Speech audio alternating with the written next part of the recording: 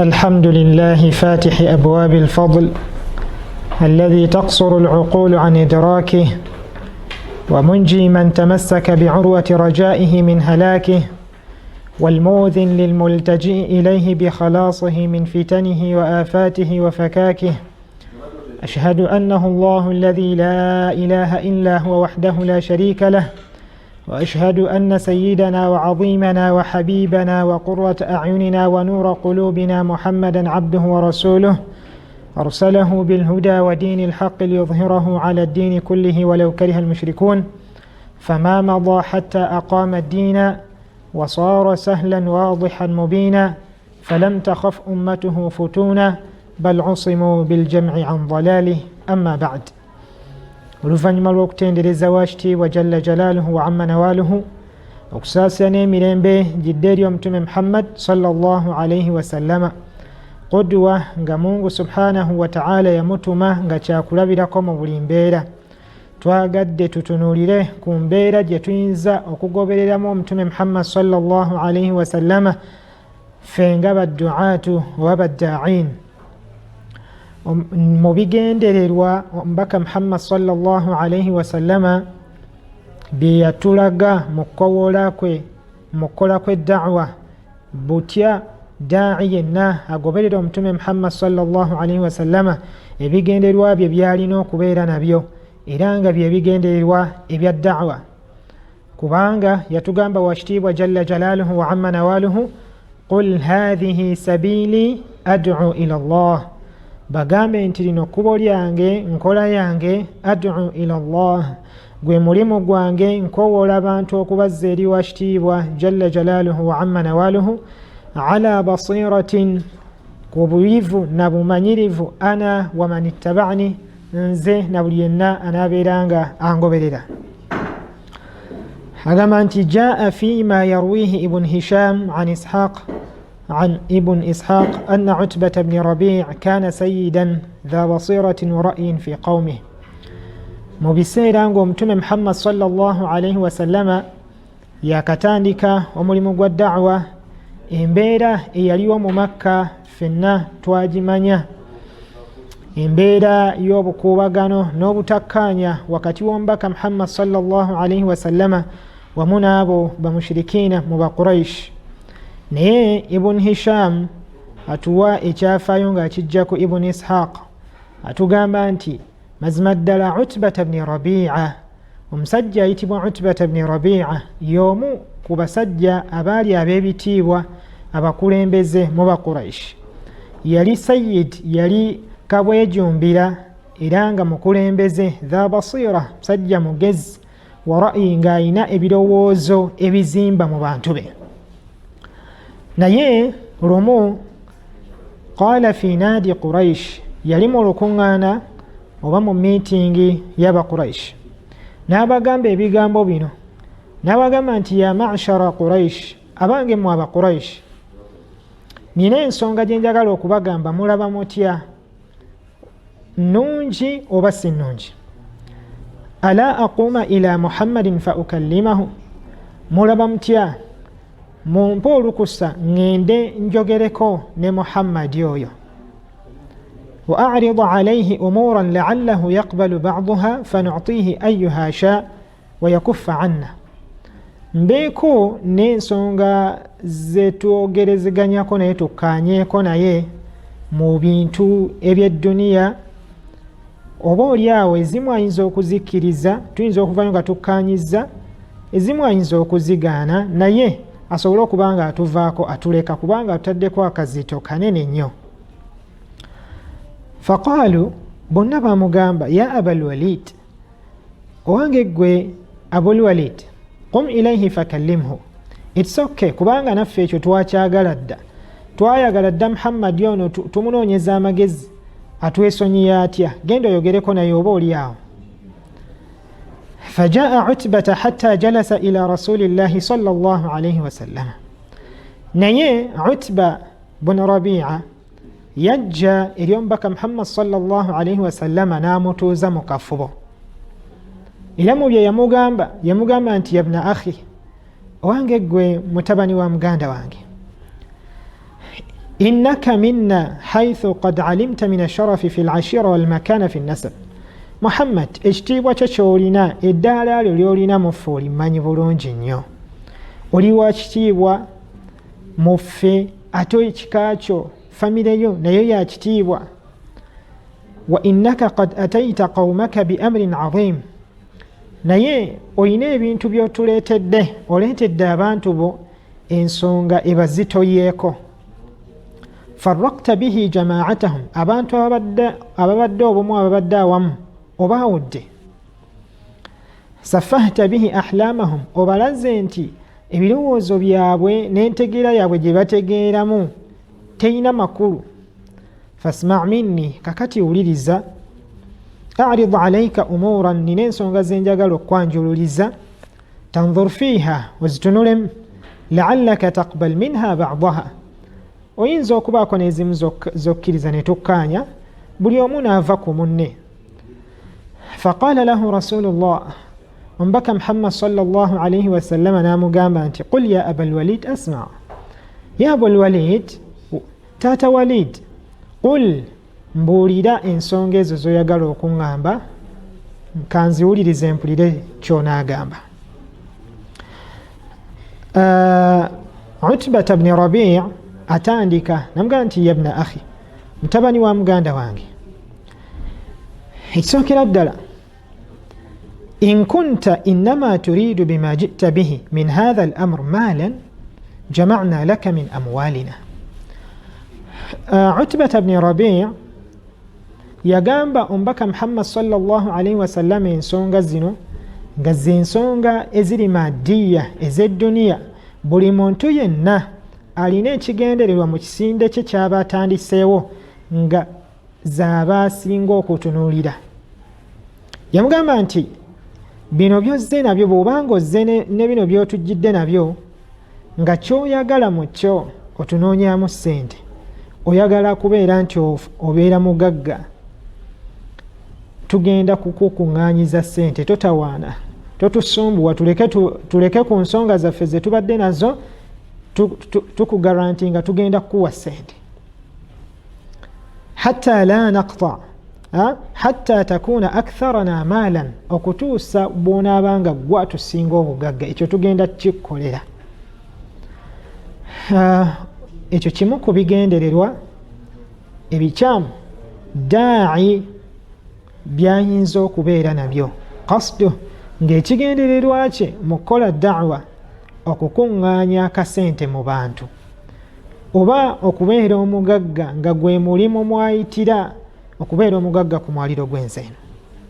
Baalowooza nti omutume Muhammad sallallahu alayhi wa sallama bw'atyo ganti ekyokubiri, in kunta turiidu biha sharafan, ekituufu by'otuleetedde, ideologies z'otuguza, ebintu by'otugamba, bw'obanga kyonoonya onoonya kitiibwa, sawadnaaka alayna hatta la naqta'a amran dunak, tugenda kufuula mukama waffe nga tewaliwo nsonga yonna gye tuyisaamu oba gye tusalawo okuggyako nga gwagisalawo.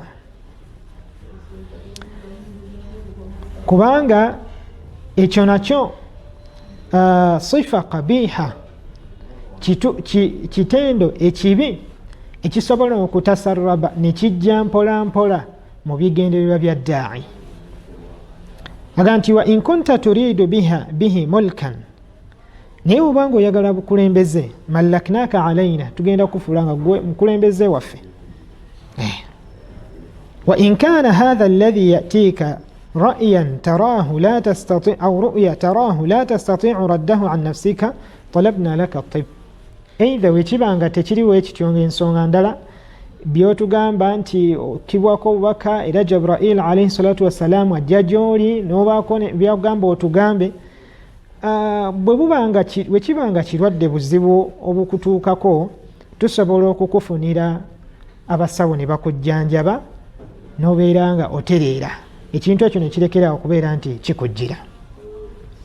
Faqala lahu rasulullah, omubaka Muhammad sallallahu alayhi wa sallam n'amuddamu ganti afaragta ya abal walid, omaliriza abul walid, omaliriza ebigambo byo? Qala na'am, ganti na'am maliriza. ezo zensonga zange kati njagala naawe ombuulire ozoogerako ki. Omubaka Muhammad sallallahu alaihi wasallama teyatawaana. Allahu subhanahu wa ta'ala yamussaako aya essuula eyitibwa Fussilat, n'atandika okugisomera Utbata bni Rabi'a Abul Walid, n'agamba nti bismillahi rrahmani rrahim hamim tanzilun min arrahmani rrahim كتاب فصلت آياته قرآنا عربيا لقوم يعلمون بشيرا ونذيرا فأعرض أكثرهم فهم لا يسمعون وقالوا قلوبنا في أكنة مما تدعونا إليه وفي آذاننا وقر ومن بيننا وبينك حجاب فاعمل إننا عاملون قل إنما أنا بشر مثلكم يوحى إلي أنما إلهكم إله واحد فاستقيموا إليه واستغفروه صدق الله العظيم. bw'atyo omubaka Muhammad sallallahu alaihi wasallama yamusomera ayati ezo ezitandika mu suratu Fussilat. Yagamba nti hamim, ezo hurufu muqatta'at la ya'lam ma'naha illa Allah, tewali wazimanyi makulu gaazo okujjako wa kitiibwa jalla jalaaluhu wa amma nawaluhu. Ate nga zigwa mu ttuluba ly'ekigambo ky'omubaka Muhammad sallallahu alaihi wasallama kyeyogera ku Qur'ani nti la aqulu alif lam mim harfun, sigamba nti alif lam mim harf walakin alifun harfun, alif harfun ne lam nyukuta wa mimun harfun. Nti sigamba nti alif lam mim ekigambo nga kyo nyukuta naye alif nyukuta, lam nyukuta, mim nyukuta. Nekibeera nti tosobola kwogera nyukuta emu nga yo sinjula nobeera ng'ogyogera ng'eri mu kitabo ekitukuvu Qur'ani okuggyako ng'osomye hurufu ezo al-muqatta'at n'ofunamu empeera. Naye agamba nti tanzilun min arrahmani rrahim. Bino bye mbagamba, ekitabo kino ekitukuvu Qur'ani, obubaka bwe mbagamba buviira ddala eri wa kitiibwa jalla jalaaluhu wa amma nawaluhu. Kitabun fussilat ayatuhu qur'anan arabiyyan liqaumin ya'lamun. Kitabo Mungu subhanahu wa ta'ala kyataddemu ayat, ebigambo bye nga biri mufassalat, nga bitegeerekeka bulungi ate nga kiri mu lulimi Olwarabu lwe mutegeera eri abo abategeera abaagala okuba nti bategeera. Bashiran wa nadhiran, nze yantuma wa kitiibwa jalla jalaaluhu wa amma nawaluhu n'ekitabo kino nga ndi mutiisa ate nga wempa n'amawulire ag'essanyu ndi musanyusa. Fa'arada aktharuhum fahum la yasma'un. Ekyennaku abasinga obungi mu mmwe tebatadde ensonga yange, tebagiwadde mulamwa, ne bagidduka ne babeera nga tebagiwuliriza. Waqalu qulubuna fi akinnatin, ne bagamba ffe emitima gyaffe giriko ekibikka, mimma tad'una ilayhi, byotukoowoola kati gwe Walid Utbata bnu Rabi'a, ebigambo by'ongamba y'embeera gy'olimu, nti temuganya okuwuliriza emitima gyammwe giriko ekibikka ku ebyo bye mbakoolerako Mungu subhanahu wa ta'ala byantumye mbabuulire. Wa fi adhanina waqr, n'amatu gaffe tegasobola kubiwulira. Wa min bainina wa bainika hijab fa'mal innana amilun. Embeera gyozzeemu eraga kino Mungu subhanahu wa ta'ala kyangambye nti wakati wange nammwe waliwo hijab, ejjiji, mulaga nti fa'mal innana amilun. Naye mulinga abangamba nti nkole, nammwe mujja kubeera nti mukola ki, mulina effort kaweefube gwe muntaddeko ba gwe mugenda okunteekako. Qul innama ana basharun mithlukum yuha, naye Allah ngambye mbagambe innama ana bashar, nze ndi muntu alinga mmwe, mithlukum ndi muntu nga mmwe, yuha ilayya, naye nze ekyenjawulo kye nnina ekyawukana ku mmwe, Allah subhanahu wa ta'ala nzisaako obubaka. annama ilahukum ilahun wahid, nga ntegeeza mbategeeze nti omutonzi wammwe omulezi wammwe ali omu wa kitiibwa jalla jalaaluhu wa amma nawaaluhu, fastaqimu ilaihi wastaghfiruh, mutereere eri Mungu wammwe subhanahu wa ta'ala, ate mwenenye ebibi bye mbadde mukola oluvannyuma olubereberye nga mbadde temunnamutegeera. Mungu subhanahu wa ta'ala nantuma mubategeeze. Naye bwe weetegereza ayaati ezo zikujjirayo qasd, ekigendererwa ekituufu daa'i kyalina okuba nakyo, kyalina okubeera nakyo, nti daa'i qasduhu, ekigendererwa kye mu da'wa ye yonna, kyonna kyabeera akoze kigendererwa kimu,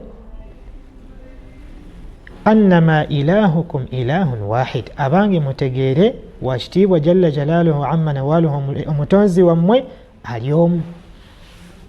Amakulu ekigendererwa mu byonna kutegeera Mungu subhanahu wa ta'ala. Abamanyi bayogera ekigambo da'wa ne bakijjamu amakulu, kiki ekitegeeza? Bonna bayogera ebigambo bingi nnyo ebyenjawulo, naye ekigambo ekiri simple oba ekyangu ekisobola okutegerekeka bulungi, atugamba Al-Habib Umar agamba nti maana da'wa, ekigambo ky'amakulu da'wa, amakulu g'ekigambo da'wa n'ekigendererwa kya da'wa kwe kubeera nti kusika bantu, kukowoola bantu ababadde okuba nti bali wala ne Mungu subhanahu wa ta'ala, ne babeera kumpi ne Mungu subhanahu wa ta'ala. Ate era abantu abo ababadde mu bugayaavu mu bintu by'ensi eno ne tubajja mu bugayaavu ne badda eri adh-dhikr, eri okujjukira Mungu subhanahu wa ta'ala n'okumutegeera jalla jalaaluhu amma nawaaluhu. Kyekigendererwa ekyatuma ba anbiya alayhimu salatu wassalamu bonna daa'i kyalina okubeera nakyo. Bino Walid bin Utbata bni Rabi'a ebintu ebisatu ebina bye yazze n'ayanjulira omutume Muhammad sallallahu alaihi wasallama, ze awaiq bye bintu ebisobola okulemesa daa'i okubeera sadiq, okubeera ow'amazima mu da'wa ye. Ekisookera ddala okuŋŋaanya essente, almaal, kitegeeza nti abange daa'i taabe na ssente, la, daa'i alina okuba ne ssente, naye ssente maali laysa qasduhu al-awwal, si kyekigendererwa kye kisookera ddala. Eno alfulus, ssente zino emaali wasiila, kiba kikozesebwa ekisobola okumuyisa mu da'wa mu kaseera ng'akowoola abantu okubazza eri Mungu subhanahu wa ta'ala. Twakirabirako ddala mu siira w'omutume Muhammad sallallahu alaihi wasallama, okutuusa nti n'olutalo lw'e Badiri lwaliwo ku nsonga eyo eya daa'i okuba nti afuna essente oba afuna ekikye asobole okutuukiriza ekyo Mungu subhanahu wa ta'ala kyamwagaza atuuse eri abantu. Kyombaka Muhammad sallallahu alaihi wasallama yagamba basahaba ridwanullahi alaihim ajma'in bagende babeerenga benganga ejje oba ejje lya Abu Sufyan, si ejje lya lutalo wabula ekibinja kya Abu Sufyan eky'emmaali, kubanga mwalimu emmaali y'abasahaba ridwanullahi alaihim ajma'in, ba Abu Sufyan gye baali bafudde eyaabwe nga bagisuubulamu. Omubaka sallama n'abagamba mujje tugende tununule ebyaffe. Y'ensonga lwaki tebaali bangi nnyo, kitegeeza nti daa'i tajja kubeeraawo nti ye la yubaali, tafuddeeyo butya bw'anaalya, tafuddeeyo butya bw'anaatambula, tafuddeeyo butya bw'anawangaala ku mwaliro gw'ensi eno olw'okuba nti ekigendererwa kye terina kuba maali. La, naam, kigendererwa kye terina kuba maali awalan, naye nga yahtaaju ila almaali, yeetaaga ateekewo n'embeera enoonya ssente, yeetaaga ateekewo amakubo الطرق amakuwa agamutuusa mu kuba nti la yahtaju ila ahadin min alkhalq, teyina bwetaavu bonna eri kitonde kyonna. Awo nno ajja kubeera nga najih, ajja kubeera nga ali successful mu da'wa ye. Naye ebbanga daa'i lyanaamala nga ekigendererwa kye mu da'wa jam'ul maal, kukuŋŋaanya maali, da'wa ye ejja kubanga teri successful, era ebinaavaamu tebijja kuba birungi mu bantu ne mu umma yonna. kyakubiri Utbata bni Rabi'a yamugamba nti bw'oba oyagala bitiibwa tujja bikuwa. Daa'i yenna tanoonya bitiibwa mu da'wa ye mu kukowoola abantu okubazza eri Mungu subhanahu wa ta'ala. Kitegeeza nti daa'i ono alina okubanga mutahalli ng'alina ekitendo ekya al-khushu' eky'obukakkamu wal istikaana wattawaadu' kubeera nti mukakkamu tanoonya bitiibwa. Bw'abazze mu lukuŋŋaana atuulaawo olukuŋŋaana we lukoma walusiŋŋaanye we lukoma mu ngatto mwatuula. Bajjayo mujje nga si kikolwa kye obanga si kwagala kwe ate nga naye akikakasa mu mutima gwe. Daa'i tanoonya bitiibwa kuba nti abantu bamwogereko bulungi basituke olw'okuba nti azze, kubanga ekigendererwa kye si bo kumuwa bitiibwa. Ebitiibwa biva eri Mungu subhanahu wa ta'ala. Ekyo twakirabira ddala mu mbeera y'omubaka Muhammad sallallahu alayhi wa sallama butya bwe yalinga awangaalamu ne basahaba ridwanullahi alayhim ajma'in okutuusa n'abagamba nti mulekeraawo, n'abagamba ekigambo nga kibajjako ebitiibwa byonna, la tas'al ghayra Allah, tosaba ekintu kyonna, okuba nti osaba omuntu yenna okukuyamba mu kintu kyonna nga tosabe Mungu subhanahu wa ta'ala, ne bwe guba munnyo ne bwe kaba kaguwa kangatto togamba munno nti kampeerezeeko, keeweereze osobole okufuna tawaadu, oleme kubeera muntu mutakabbir atuma butumi bantu kwegamba alagira bulagizi wa hakadha.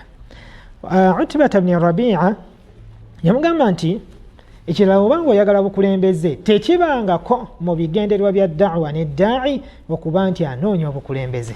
Ekyo tekibangako, ekyo kikyamu nnyo. Era omuntu ayinza okuyitira mu da'wa afune obukulembeze mu bukulembeze bwonna, oba bwa chairman oba bwaki khata, nsobi nnene nnyo.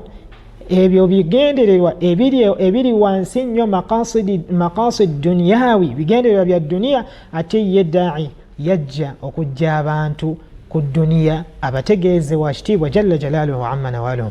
Ayinza atya okuba nti akowoola abantu eri ekyo kyatali? Ayina kusooka kukibeera n'abeera nga ye kyakulabirako ng'agamba bugambi abantu kunu mithli, mubeere nga nze.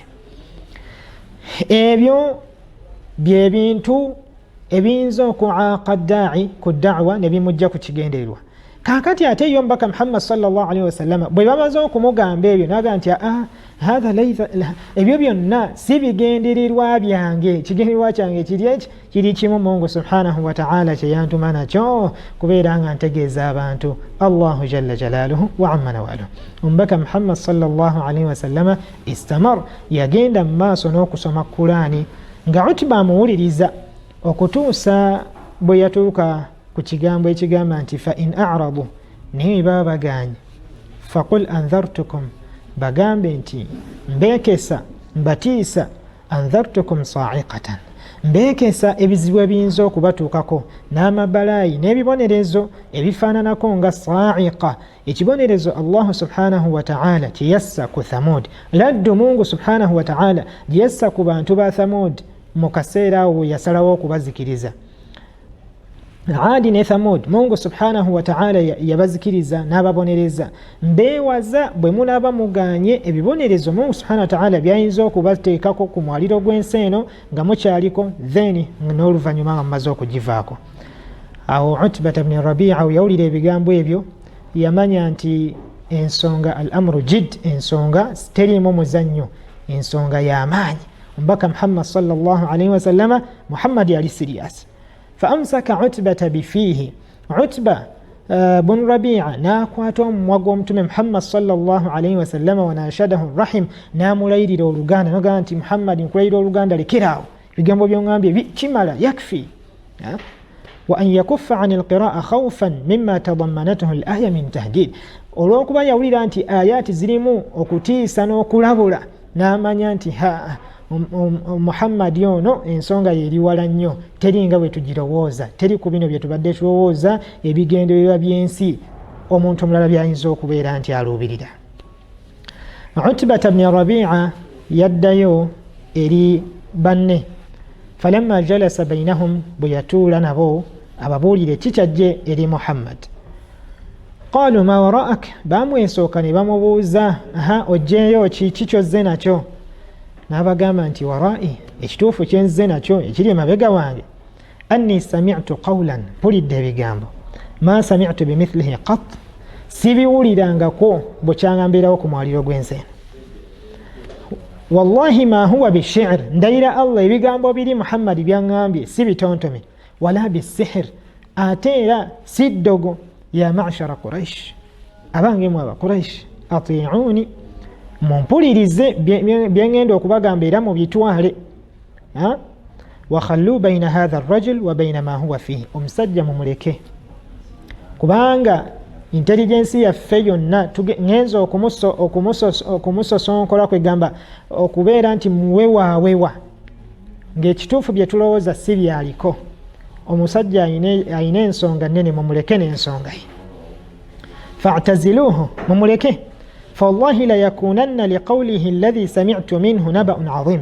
ebigambo bye byempulidde bigenda kubeera n'amawulire amanene waliwo ekigenda okujja mu maaso awo فإن تصيبه العرب فقد كفيتموه بغيركم naye abawarabu bwe banaabeera nga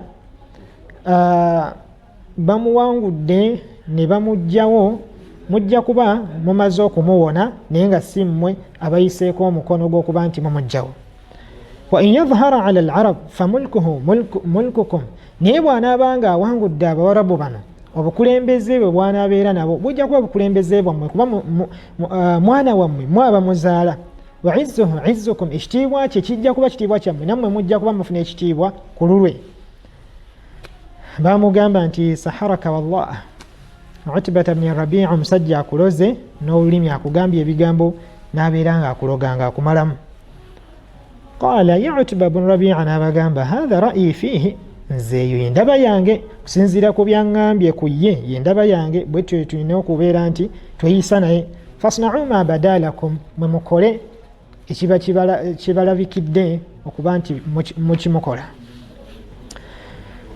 naye mu mbeera efaanako bwetyo tutegeeramu ng'obwedda wemba nnyonnyola biki daa'i byateekeddwa okubeera nti akola oba kigendererwa kikyateekeddwa okuba nakyo neeyisa kigyateekeddwa okweyisa nayo n'okubeera nti afaanana mu kifaananyi eky'omuntu atali muntu anoonya maqasid bigendererwa byansi wabula anoonya maqsad wahid ekigendererwa kimu kya bulungamu kigendererwa kimu kya kusiimibwa Mungu subhanahu wa ta'ala kigendererwa kimu kya jjana kigendererwa kimu kya kutuukiriza ekyo Mungu subhanahu wa ta'ala kye yayisa ku lulimi lw'omubaka Muhammad sallallahu alayhi wa sallama qul hadhihi sabili ad'u ila Allahi ala basira wamu n'ekyo ng'ateekeddwa okufaanana mu kifaananyi ekyesiimisa ekyegombesa ng'anoonya edduniya mu butuufu bw'ateekeddwa okuginoonyamu tayiteekeddwa kubeerawo nga musiiwuufu la ateekeddwa okubeera nga yeeyagaza nga kyakulabirako ng'omubaka Muhammad sallallahu alaihi wasallama bwe yafaanananga mu bulamu bwe bwonna daa'i bw'atyo bw'ateekeddwa okubeera. Tusaba Mungu subhanahu wa ta'ala atuteeke mu baddu'aatu haqqan mu abakowooze abakola omulimu gwa da'wa ab'amazima ate era atufuule ekyokulabirako ekirungi mu ndabika yaffe mu bigambo byaffe mu mpisa zaffe wamu ne mu bigendererwa byaffe innahu waliyu dhalika walqadir alayh subhana rabbika rabbil izzati amma yasifun wa salamun ala al mursalin walhamdulillahi rabbil alamin.